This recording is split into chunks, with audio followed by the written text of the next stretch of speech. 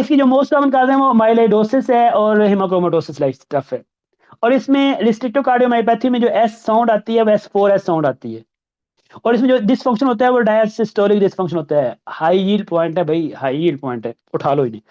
उसके बाद ये है तो डायलेटेड कार्डियोमायोपैथी की मोस्ट कॉमन कॉज क्या है? इडियोपैथिक। इडियोपैथिक इसकी इसकी मोस्ट कॉमन कॉज है।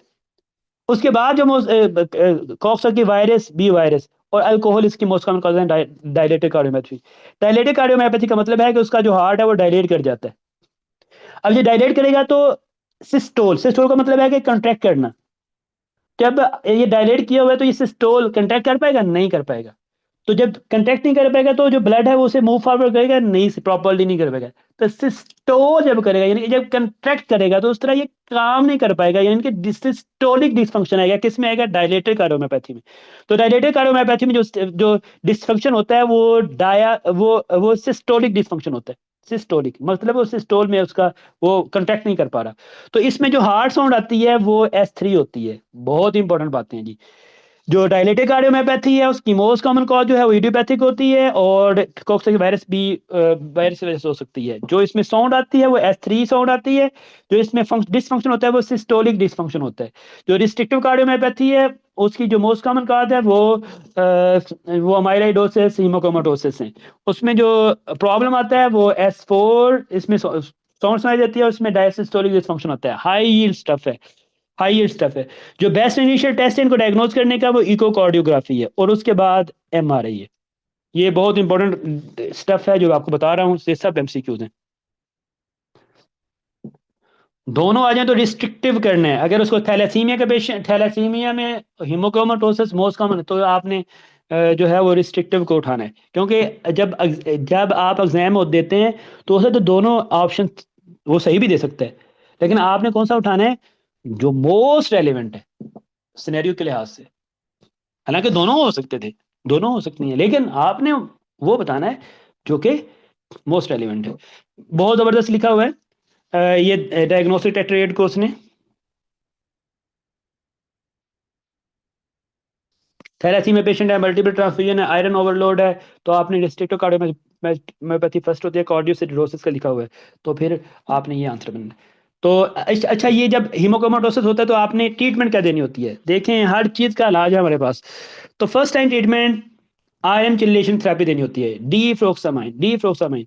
डी फिराजिरोक्स। तो ये आपकी डीफ्रोक्सामाइन, ये आपकी ड्रग्स हैं जो आपने देनी होती है। अर्ली चिलेशन, अर्ली चिलेशन मतलब है क्या? अर्ली ड्रग देना, ये जो आयरन चिलेशन थेरेपी है डीफ्रोक्सामाइन, तो उतना ही फायदा होगा। तो फिर हमारी बुक आ गई। अब तो आपकी अल्टीमेट जो लास्ट रिजॉर्ट है, लास्ट होप है आपके एग्जाम के लिए। देखिए हमने आपके कितने काम आसान कर दिए हैं और आप फिर भी आप हमें अब दुआओं में याद ना करें तो फिर तो गलत बात है। चलें जी, नेक्स्ट। अभी तक जो FMG कम्युनिटी है उनकी जो बुक्स थी वो बस कचरा थी। अप टू नो नहीं, ये 6th एडिशन है। द फर्स्ट टाइम आपकी जो बुक्स हैं वो इंटरनेशनल स्टैंडर्ड के मुताबिक हम उसको लेके जा रहे हैं। और ये बुक्स आपकी पाकिस्तानी एग्जाम से भी बेटर हो गई हैं। मतलब कि FCPS की जो बुक्स हैं वो भी आप देखेंगे तो आपको पता चलेगा ये रट्टा सिस्टम है। सब पाकिस्तान में चलता ही रट्टा है। वॉल्यूम 1 और वॉल्यूम 2 दोनों है।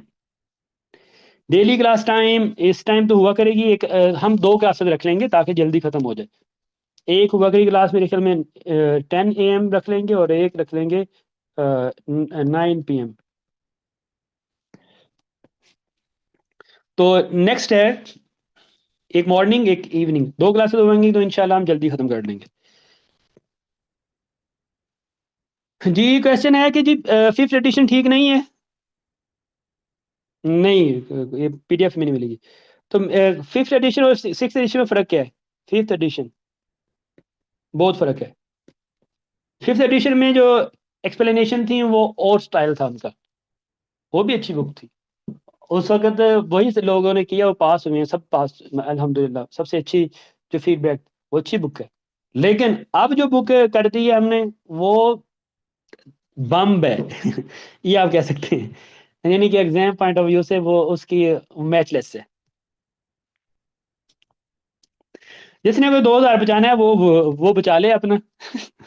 मैं ये क्या कर सकता हूँ। अब बच्चे कहते हैं, अच्छा बच्चों को अगर तो वो बुक रखते तो बच्चे, सर उसमें एक ये मिस्टेक आ गई है, ये मिस्टेक, अगर हम उसको इम्प्रूव करके प्रूफ रीड करके उसकी मिस्टेक्स रिमूव करके एक इंटरनेशनल स्टैंडर्ड के मुताबिक उसको best initial test, diagnostic test, ये चीजें लेके आए, तो अब कहते हैं सर वही ना कर लें। भैया आप वही कर लो, क्या करते हो यार। किसी पाकिस्तानी अवाम कहाँ की भी नहीं है ये, जो भी करें, क्या कहें यार आपको।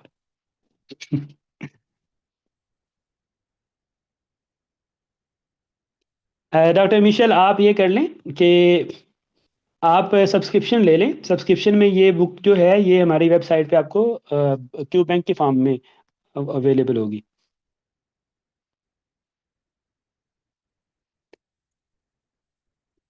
तो आप इसको उसके बाद नेक्स्ट है कमाल एमसीक्यू है। वो कहता है अ पर्सन, इसका मैं आपको बता दूं इस एमसीक्यू करने, देखें असल में आपकी फाउंडेशन नहीं बनी हुई। जो जो कंसेप्ट मैं आपको 5 मिनट में दे रहा हूँ वो आपकी उस पे पूरी क्लास होती है, फिर आपको ये कंसेप्ट मिलते हैं।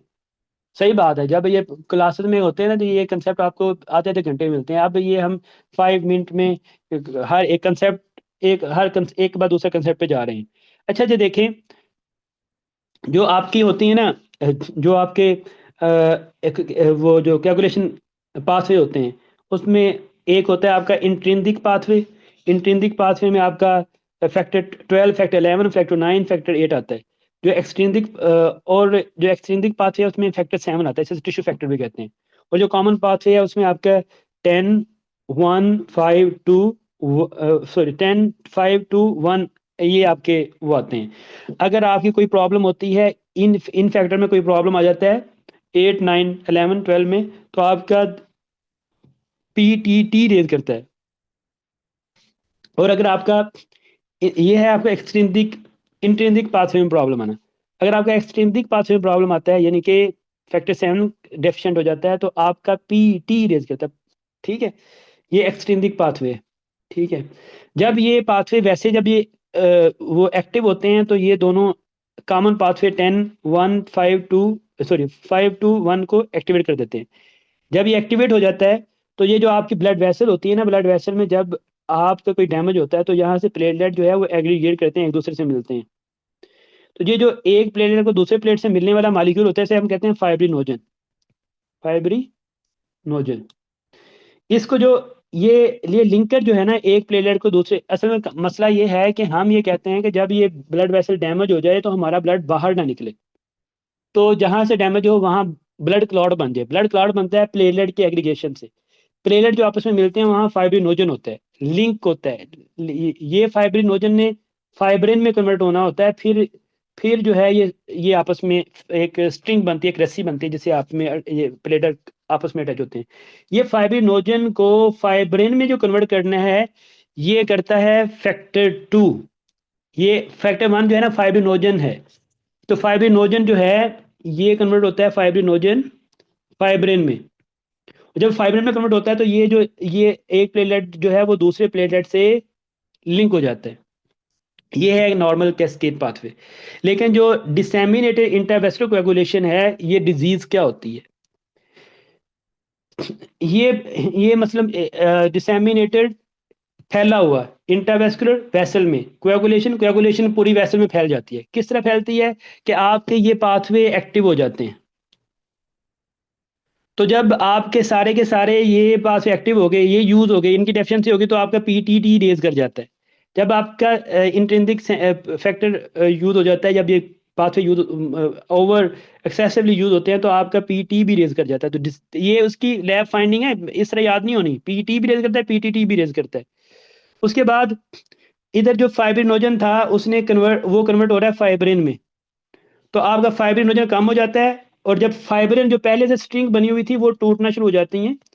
तो जब ये टूटती हैं तो डी डाइमर रेज करता है, डी डाइमर रेज करता है।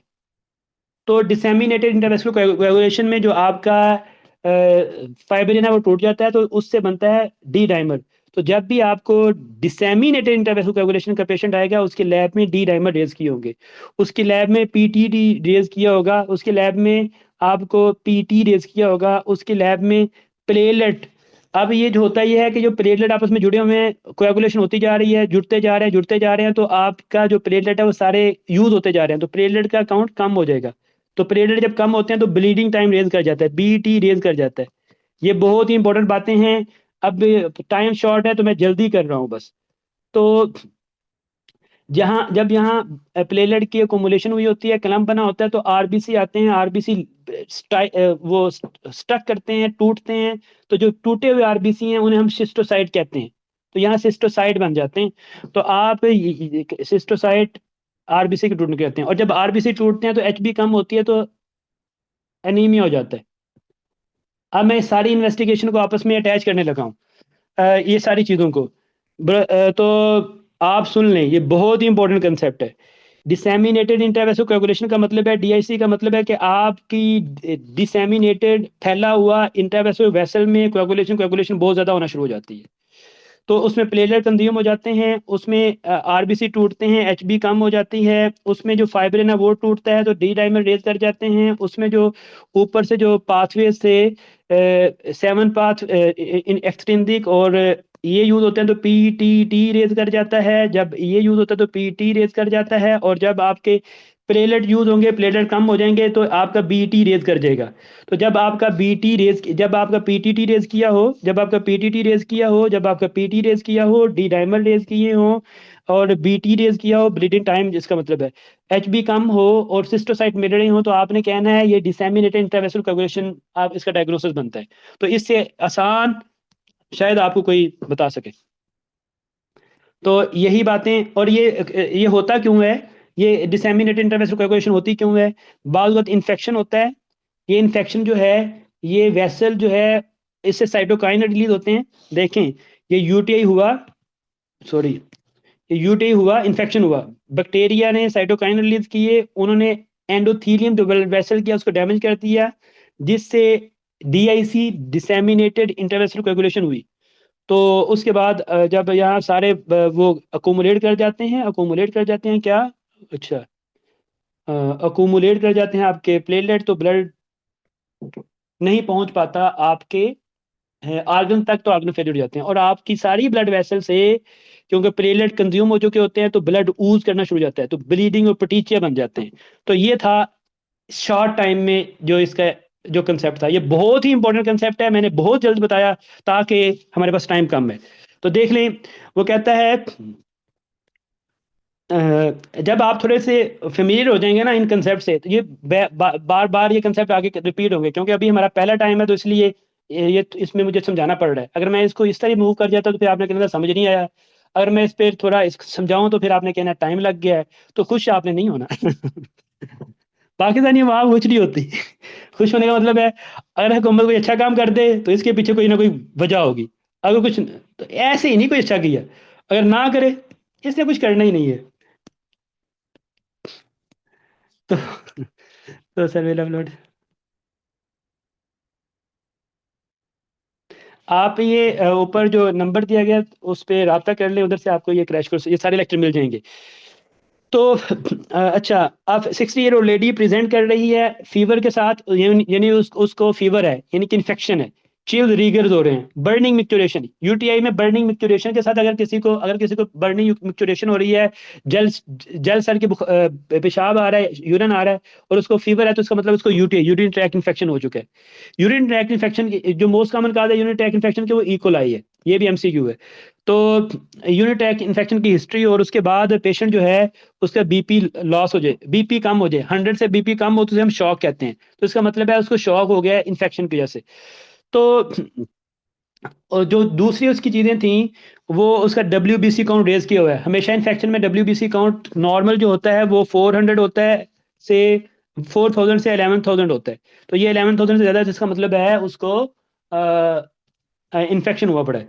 उसका P T T I I N R P T जो है वो प्रोलॉन्ग किया हुआ है, तो मतलब इन्फेक्शन हुआ, इन्फेक्शन के बाद, इन्फेक्शन से आप उसको डिसेमिनेटेड इंटरवेस्कुलर कोagulation हो गई, जिससे उसका पीटी जो है वो प्रोलॉन्ग किया हुआ है। तो क्या उसका डायग्नोसिस है? तो उसने क्या है, उसे शॉक हुआ है, इन्फेक्शन हुआ, बर्निंग म्यूटेशन, चिल्स और सब कुछ हो रहा है। फिर उसको ये बीपी 100 से कम है, शॉक हुआ है, तो ये सेप्टिक शॉक, उसने उसे क्या करवा दिया, उसके बाद उसका पीटी आईएनआर प्रोलॉन्ग है, तो उसने उसको डिसेमिनेटेड इंटरवेस्कुलर कोएगुलेशन करवा दी है। तो वो कहता है ये क्या होती है, पर्सन जो है फीवर, हाइपोटेंशन, शॉक वाली यूटी सिम्टम आ रहे हैं, ल्यूकोपीनिया नहीं होगा, ल्यूकोसाइटोसिस, ये वर्ड देखिए कुछ ना कुछ हो जाती हैं। ये ल्यूकोसाइटोसिस, ल्यूकोसाइटोसिस मतलब डब्ल्यूबीसी को रेज करना, और प्रोलॉन्ग पीटीआई ना हो, तो आपने सेप्टिक शॉक विद डीआईसी, तो सेप्टिक शॉक है, इन्फेक्शन है, ये यूटीआई था, यूटीआई के साथ उसको बी सेप्टिक शॉक हुआ, उसके बाद उसको डिसेमिनेटेड वेस्कुलर कोएगुलेशन हो गई है। तो most common cause of UTI इधर इकोलाई, ठीक है। और इसमें बेस्ट इनिशियल टेस्ट क्या होते हैं, पीटी रेज किया होता है, पीटीटी रेज किया होता है, सीबीसी में एचबी कम आती है, ब्लड और यूरिन कल्चर वगैरह करवाते हैं यूटीआई को देखने के लिए। वो कहता है फर्स्ट लाइन ट्रीटमेंट क्या होती है अगर किसी को डिसेमिनेटेड इंट्रावेस्कुलर कोएगुलेशन हो जाए, तो आपने उसको वेदोप्रेशन देते हैं और आईवी फ्लूइड भी देते हैं, और इन्फेक्शन के लिए ये देनी है ब्रॉड स्पेक्ट्रम एंटीबायोटिक। इंपॉर्टेंट बात, आपने डीआईसी को मॉनिटर किससे करना होता है, तो डीआईसी को मॉनिटर करने के लिए डी डायमर आप करवाते हैं। तो डी डायमर जो है वो रेज की होते हैं, फाइब्रोजन कम होता है, और कंसीडर सपोर्टेड थेरेपी, और सपोर्टेड थेरेपी देनी होती है। तो ये आपका डिसेमिनेटेड इंट्रावेस्कुलर कोएगुलेशन मैंने बता दिया, क्योंकि ये बहुत इंपॉर्टेंट था, इसलिए मैंने बताया कि इससे एमसीक्यू आ सकता है, बहुत से एमसीक्यू आ सकते हैं। देखें आपके इससे एमसीक्यू आएगा कि कोएगुलेशन कैस्केड पीटीटी कब रेज करता है, वो मैंने बता दिया।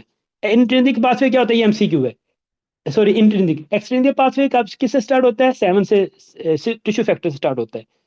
अच्छा, कोएगुलेशन किस तरह होती है वो भी बता दिया। तो ये प्लेटलेट काउंट कम होने से क्या चीज बढ़ती है, ब्लीडिंग टाइम। तो हर एक चीज जो है वो मैंने आपको विद कंसेप्ट बता दी है शॉर्ट टाइम में।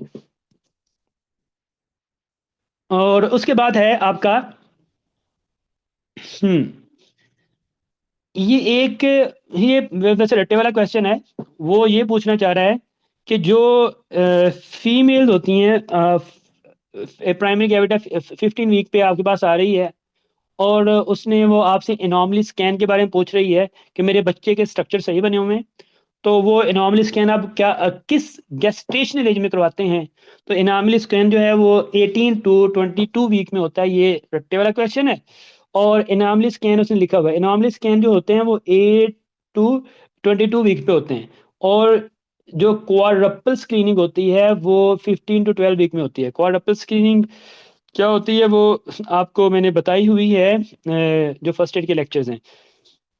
तो ये वैसे उस याद रखें, क्वाड्रपल स्क्रीनिंग 15 टू 12 वीक में होती है, और एनॉमली स्कैन 18 टू 20 वीक में होता है। इसमें एक और इम्पोर्टेंट बात ये है कि anomaly scan also called second trimester ultrasound, पता होना चाहिए एनॉमली स्कैन होता क्या है, अल्ट्रासाउंड करवाते हैं जी, एनॉमली स्कैन ये होता है। फीटल या फीटल एनाटॉमी स्कैन भी से कहते हैं। ये प्राइमरी कैविटी आपसे पूछ रही है, तो आइडियल जो विंडो है वो 18 टू 12 वीक है, और जिसमें आपको फीटल स्ट्रक्चर की इंफॉर्मेशन मालूम होती है, ठीक है। तो ये था आपका, ये रट्टे वाला क्वेश्चन है। अब आपका यहाँ से भी क्वेश्चन ये भी बहुत इंपॉर्टेंट क्वेश्चन है। एक पर्सन है जो कि नशा करता है, और आपको पता है वो अडिक्ट है, तो वो आपके पास आया अनरिस्पॉन्सिव, इमरजेंसी डिपार्टमेंट में आया है, unresponsive at home, unresponsive at home है, और अनकॉन्शियस है। अनकॉन्शियस का मतलब है सीएनएस सिडेशन, क्योंकि ओपियाइड जो होती हैं वो आपको सीएनएस डिप्रेशन करवाती हैं, तो अनरिस्पॉन्सिव है, इसका मतलब सीएनएस सिडेशन हुई पड़ी है, डिप्रेस है। रेस्पिरेटरी रेट 12 टू फिर 18 होता है, उसका कम है, तो इसका मतलब है रेस्पिरेटरी डिप्रेशन भी हुई पड़ी है, रेस्पिरेटरी डिप्रेशन, रेस्पिरेट कम हुआ पड़ा है। पिन पॉइंट पीपल, उसको पिन मियोसिस हुआ पड़ा है, पिन पॉइंट पीपल है। रिड्यूस मसल टोन और बीपी ये है, और उसकी जब रेस्पिरेटरी रेट कम होगा तो उसकी सैचुरेशन भी ड्रॉप कर जाएगी। तो क्या डायग्नोसिस है, तो अगर किसी पर्सन को उसका उसको सस्पिशियस हो कि उसने कोई एडिक्टिव ड्रग ले रहा है, और उसका रेस्पिरेटरी रेट कम हो, सैचुरेशन कम हो, उसको नींद आ रही हो, सेडेशन हो, डिप्रेस हो, कोमा में हो, और उसकी आंखें आपने चेक की एग्जामिनेशन में, उसमें मियोसिस, उसके जो प्यूपल है, मियोसिस का मतलब है वो कंस्ट्रिक्ट किए हों, तो आपको जो डायग्नोसिस है वो ओपियोइड पॉइजनिंग बनती है। क्या कमाल कंसेप्ट है। तो जो इसकी वो कहता है कि इसमें आपने फर्स्ट लाइन ट्रीटमेंट क्या होती है, तो इसमें फर्स्ट लाइन ट्रीटमेंट नेलेक्सोन होती है। तो बहुत जबरदस्त लिखा हुआ है उसने, नेलेक्सोन is the first line antidote in suspected case of opioid overdose. तो आपने इसका डायग्नोस्टिक टाइड क्या है, पेशेंट अनरिस्पॉन्सिव हो, सीनियस डिप्रेशन हो, रेस्पिरेटरी डिप्रेशन, रेस्पिरेटरी रेट कम हो, पिन पॉइंट प्यूपल हो, तो आपका डायग्नोसिस बनता है, ओपिएड ओवरडोज बनता है, और आपने ट्रीट करना होता है नैलोक्सोन से। कितना जबरदस्त लिखा हुआ है। जब आप एंड पे इसको रिवाइज कर रहे होंगे तो आप सिर्फ एक ये लाइन पढ़ लेंगे तो आपका ये सारा कंसेप्ट जो है वो अ, ये है रिवीजन का तरीका। तो इसलिए मैं कहता हूँ जो जो बुक्स होती है ना, अच्छी बुक्स क्या होती हैं, फर्स्ट एड जो है वो अच्छी बुक है, लेकिन वो मेमोरी के लिए अच्छी बुक है, अंडरस्टैंडिंग के लिए अच्छी बुक नहीं है। अंडरस्टैंड करने के आपको लेक्चर सुनने पड़ते हैं या कहीं और से। तो किसी बुक के अच्छा होने के लिए दो चीज़ें होती हैं, एक वो मेमोरी आप रिवाइज कर सकें, जल्दी कर सकें, एक वो अंडरस्टैंड एक्सप्लेन करती हो। तो फर्स्ट एड मेमोरी के लिए अच्छी बुक है, लेकिन वो एक्सप्लेन नहीं करती। तो जो एनआरडी की बुक है इसमें हमने दोनों चीज़ों का ख्याल रखा है, एक्सप्लेन की है, उसके बाद आपने मेमोरी जब हमें रिवाइज करना है तो आपने डायग्नोस्टिक टाइड और first aid treatment, second treatment पढ़ने हैं, और आपका आप एग्जाम के लिए तैयार हो जाते हैं। तो इसलिए ये बुक कितनी किस तरह इसको फोकस किया गया वो आपको। अच्छा, ये कहता है एग्जाम की पॉइंट क्या है। मोस्ट कॉमन एंटीडोट वो नैलोक्सोन है, और बेस्ट इनिशियल क्लू क्या है, पिन पॉइंट प्यूपल हो, रेस्पिरेटरी रेट कम हो, सीएनएस डिप्रेशन कोमा में हो, सेडेटिव हो, तो आपने डायग्नोसिस बनाना है ओपिएड ओवरडोज। बेस्ट इनिशियल ट्रीटमेंट क्या है, नैलोक्सोन है, आईवीआई हम दोनों दे सकते हैं। अच्छा, एक और भी एंटीडोट है फ्लूमेजानिल, जो कि इधर दिया गया है, ये आपके बेंजोडाइजेपिन की ओवरडोज का एंटीडोट है, देखा। अच्छा, उसके बाद है आपका क्वेश्चन नंबर 28। अच्छा, क्वेश्चन नंबर है वो कहता है कि गेस्टेशन। अच्छा, इससे पहले मैं एक चीज चाहता हूँ कि इसके साथ हम बेंजोडाइजेपिन वाला भी कर लें। बेंजोडाइजेपिन जो लोग रातों को नींद नहीं आती तो वो लेते हैं एल्प्राजोलम, तो ये बेंजोडाइजेपिन है। एक पर्सन और डियाजेपाम ले रहा है, ये भी बेंजोडाइजेपिन है। तो बेंजोडाइजेपिन भी एडिक्टिव होते हैं, और ये लोग भी एडिक्टिव होते हैं। अगर इसकी ओवरडोज हो जाए तो इसमें जो ड्रॉजी, एटेक्सिया, सीनस डिप्रेशन तो होती है, ड्रॉजी होता है, लेकिन इतनी सवियर नहीं होती जितनी ओपियाइड में होती है। लेकिन जो दूसरी उसमें रेस्पिरेटरी डिप्रेशन था, रेस्पिरेटरी कम हुआ था, ये स्लाइटली रिड्यूस होगा, बहुत ज्यादा नहीं होगा पर्सन, मतलब कि इतना उसकी सांस जो है वो कम, वो रेस्पिरेट कम होगा, लेकिन ओपिएट में बहुत ज्यादा होता है। ये पर्सन अलर्ट होते हैं, इतना वो अलर्ट का मतलब है कि वो ऐसे ही नहीं, सीन रेस्पिरेट रेट बिल्कुल जो ओपिएट वाला पर्सन होता है उसकी आप चेस्ट सुने तो उसमें ब्रेथ साउंड सुनाई नहीं देती, तो इसमें ऐसा नहीं होगा। और इसमें पिन पॉइंट प्यूपल नहीं होता। तो ओवरडोज ये भी है, सीएनएस डिप्रेशन वाले साइन सिम्टम है जिसमें ड्राउजी, एटेक्सिया और स्लर्ड स्पीच है, लेकिन रेस्पिरेटरी रेट जो है वो इतना रिड्यूस नहीं है, और फिर पिन पॉइंट प्यूपल भी नहीं है। तो जब ओवरडोज हो लेकिन उसमें पिन पॉइंट प्यूपल ना हो, उसमें रेस्पिरेटरी रेट ज़्यादा कम ना हुआ हो, सिर्फ सीएनएस ड्राउजी सा हो पर्सन, तो वो जो ओवरडोज है वो आपकी बेंजोडाइजेपिन की वजह से हो सकती है। और इसमें जीसीएस ग्लासोकोमा स्केल नॉर्मली होता है, 14 इसमें है। तो यही बातें उसने लिखी हुई हैं। वो कहते हैं सिडेटिव नॉर्मल वाइटल होते हैं, हिस्ट्री वो हिस्ट्री होती है कि वो नींद की गोली यूज कर रहा था इसमें।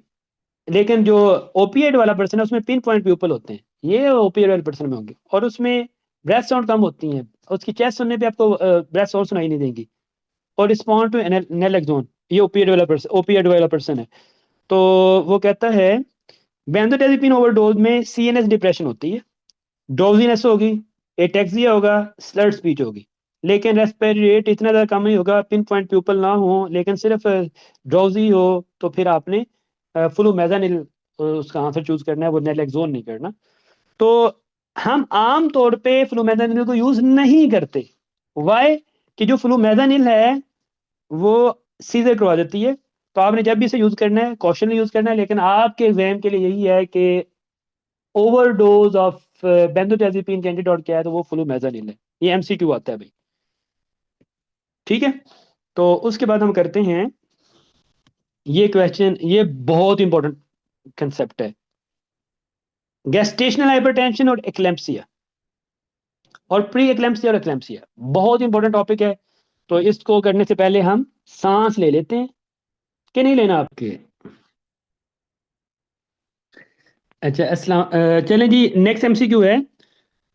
ये एमसीक्यू है कि एक पर्सन है, ये एमसीक्यू इस तरह के, अगर कोई पर्सन हो उसे गेस्टेशनल हाइपरटेंशन है।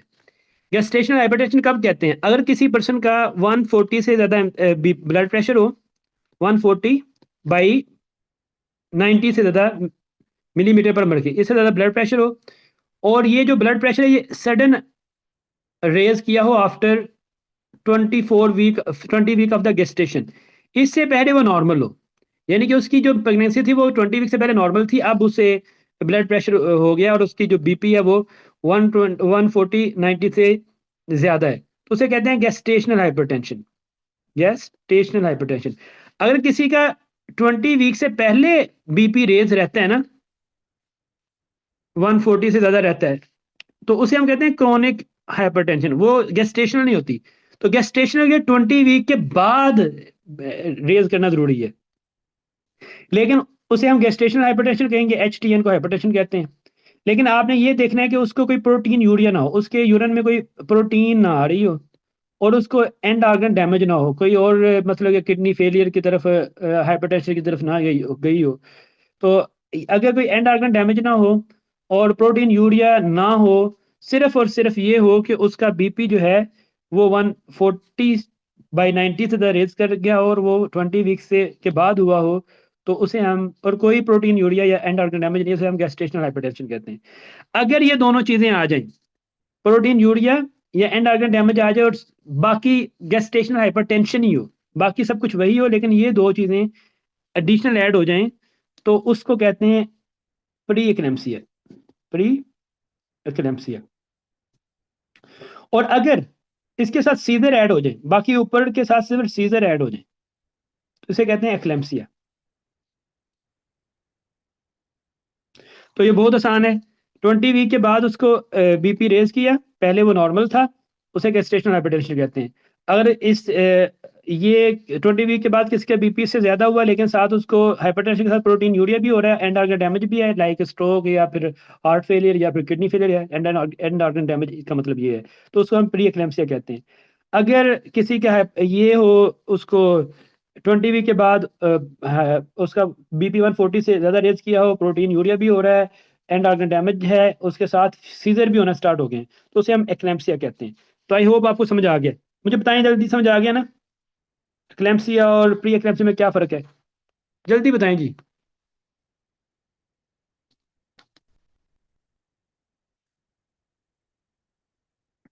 गेस्टेशनल हाइपरटेंशन, और जल्दी बताया करेंगे तो मैं जल्दी मूव करूंगा।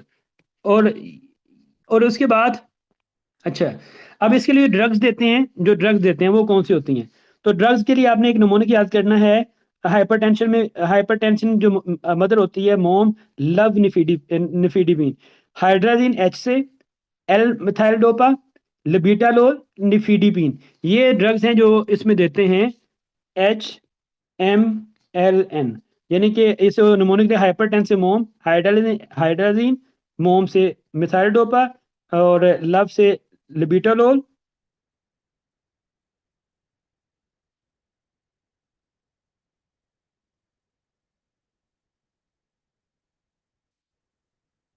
और निफिडिपिन, ये ड्रग आपने देनी होती है। लेकिन वो इसने लिबिटालोल और हाइड्रोजन तो इसमें दिए हुए हैं, तो फिर कौन सी फर्स्ट लाइन ट्रीटमेंट कौन सी होगी? तो लेबिटालोल फर्स्ट आएगा। हालांकि इसमें सारी दी हुई है, लेकिन बेस्ट ये है कि आप हाइड्रोलाजीन जो है ना वो इमरजेंसी में यूज़ करते हैं ज़्यादातर। तो यहाँ आप जो है वो लिबिटालोल यूज़ करेंगे, क्योंकि उसको गैस्टेशनल हाइपरटेंशन है, कोई एक्लेम्सिया वगैरह नहीं है। अगर कोई एक्लेम्सिया वगैरह हो तो फिर आप हाइड्रोलाजीन यानी कि एंड ऑर्गन डैमेज हो तो फिर आप हाइड्रोलाजीन यूज़ करते हैं। लेकिन क्योंकि उसको सिर्फ गैस्टेशनल हाइपरटेंशन है, तो आप first line treatment gestational hypertension जो है वो लिबिटालोल है। तो 140 ये सब कुछ लिखा हुआ है, ये जो जो कंसेप्ट मैंने बताया है इसको पढ़ लीजिएगा। ठीक है, हर चीज़ लिखी हुई है। Most common safe hypertensive medication is labetalol है, मिथाइल डोपा है, नफीडिपिन और हाइड्रोलाजीन है।